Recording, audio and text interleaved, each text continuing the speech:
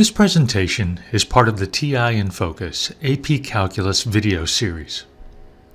In this video, I'll discuss some technology solutions and problem extensions for the 2018 AP Calculus exam free response question AB1 BC1. My name is Steve Kokoska. I'm a professor at Bloomsburg University of Pennsylvania, and I'm a former AP Calculus chief reader.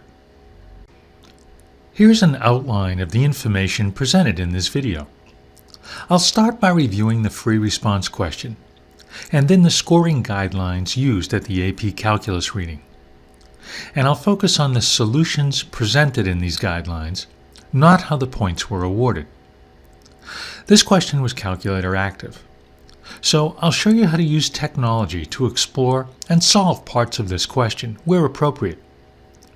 And because the free response questions are usually very comprehensive, I'll suggest some problem extensions, additional AP Calculus type questions associated with the information given in the problem. And some of these questions may be calculator active. This problem involves the line for an escalator. The rate at which people enter the line is modeled by the function r. And as people get on the escalator, they exit this line at a constant rate of 0.7 person per second. And there are 20 people in line at time t equals 0. Part A asks for the number of people who entered the escalator line during the time interval 0 to 300. Part B asks for the number of people in line at time t equals 300. Part C asks for the first time when there are no people in line for the escalator. And Part D is an optimization problem. We need to find the time when the number of people in line is a minimum, and the number of people in line at that time. Part A was worth 2 points. 1 point for writing the definite integral, and 1 point for evaluating the definite integral and reporting the correct answer, 270. Part B was also worth 2 points. 1 point for considering or using the rate out in an appropriate manner, and 1 point for the final answer, 80. Part C was worth 1 point for the answer, 414.286 seconds. Part D was worth 4 points. The first point was for considering the equation r of t minus 0.7 equals 0. That's a natural first step in solving this problem.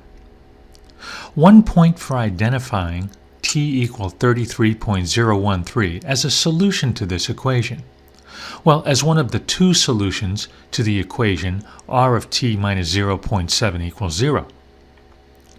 1 point for the answers, that's both the value of t and the number of people in line, and 1 point for the justification, which on the scoring standard is the table of values, or the candidates test. In Part A, the student needs to recognize that in order to solve this problem, they need to find a definite integral from 0 to 300 of r of t dt. That's a conceptual idea. Now, I think some students could expand r of t, collect terms, integrate term by term, plug in the bounds, and arrive at the correct answer. But remember, this is a calculator active question. So we can and should use technology to find this definite integral. So using the TI-Nspire, I defined a function r. And notice I defined it as given in the problem, that is piecewise. And then I found the definite integral, 270. In Part B, in order to find the number of people in line at time t equals 300, we need to consider the initial condition. There were 20 people in line at time t equals 0. The rate in, or the rate at which people are entering the line, here r of t, and the rate out, or the rate at which people are leaving the line, here 0.7. Now remember, I've already defined the function r. So here's the expression for the number of people in line at time t equals 300. Evaluating this expression, we see that there are 80 people in line at that time. In Part C, at time t equal 300, we know the following. The number of people in line is 80 from Part B, and there are no more people entering the line for t greater than 300, using the definition of R. Therefore, at 300 seconds, there are 80 people in line, and the 80 people are leaving the line at a rate of 0.7 person per second. So it takes a little over 414 seconds until there are no people in line. Given a conceptual understanding of this question, this is pretty easy to solve with technology. But I also wanted to visualize this result.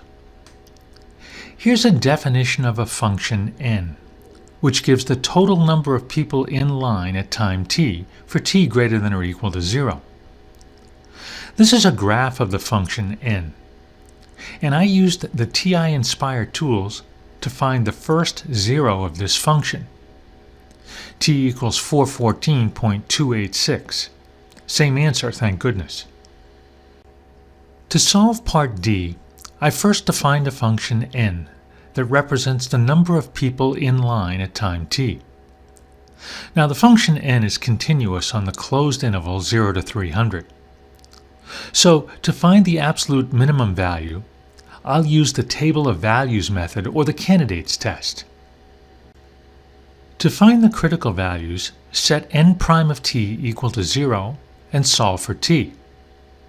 And notice that there are no places in the interval 0 to 300 where the derivative n prime does not exist. So there are two critical values. Here I use technology to find the zeros of the expression r of t minus 0.7. Now I use the command zeros so that the results would be in a list. Then I can reference either of these values easily and with accuracy. I can also find the critical values on a graph page.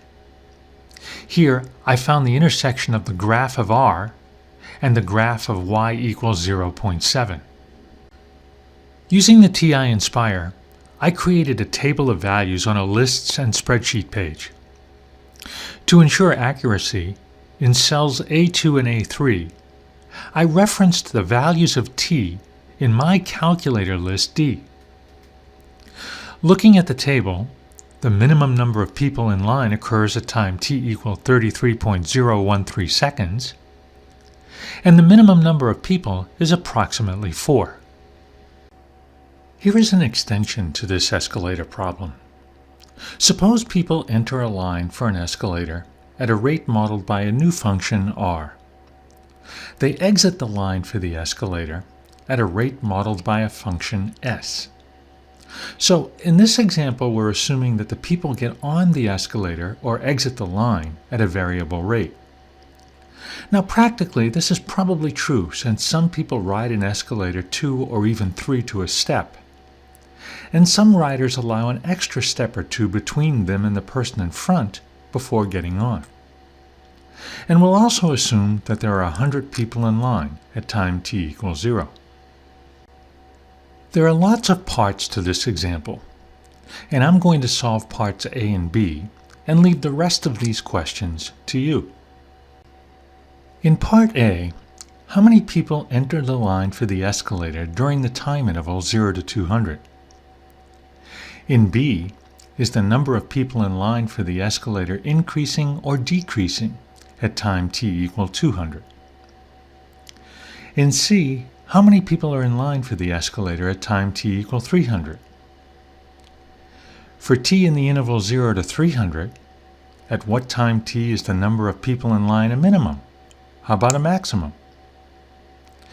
And for t in the interval 300 to 500, show that there is no time t such that there are no people in line for the escalator.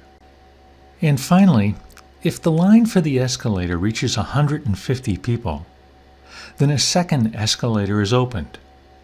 Find the first time t when a second escalator is opened. Part A is an accumulation problem. We need to integrate the rate function.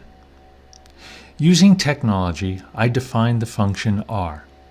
And I also defined the function s because I'll need this to solve other parts of the problem. Here's the integral of r of t dt from 0 to 200.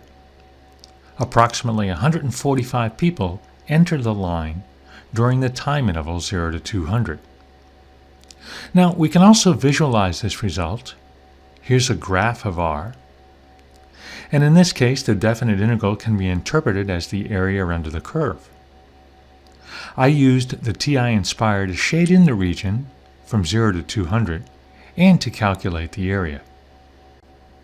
I think Part B is a nice conceptual question. To answer this, we only need to consider the difference, r of 200 minus s of 200. Since this difference is less than 0, the rate at which people are leaving the line is greater than the rate at which people are entering the line. And therefore, the number of people waiting in line is decreasing. Now, we can also visualize this result. Here's a graph of both r and s. And I can see that the value of s at t equal 200 is greater than the value of r at t equal 200. Therefore, the number of people waiting in line is decreasing. I hope this video gives you some good ideas for additional practice AP Calculus exam type questions, and how to use technology to solve some of the parts of this problem, and to explore, confirm, and visualize results. And just a reminder, there are lots of valuable resources on the TI website. There is material there involving technology and calculus, classroom activities, and lots of calculator tips and tricks for test success.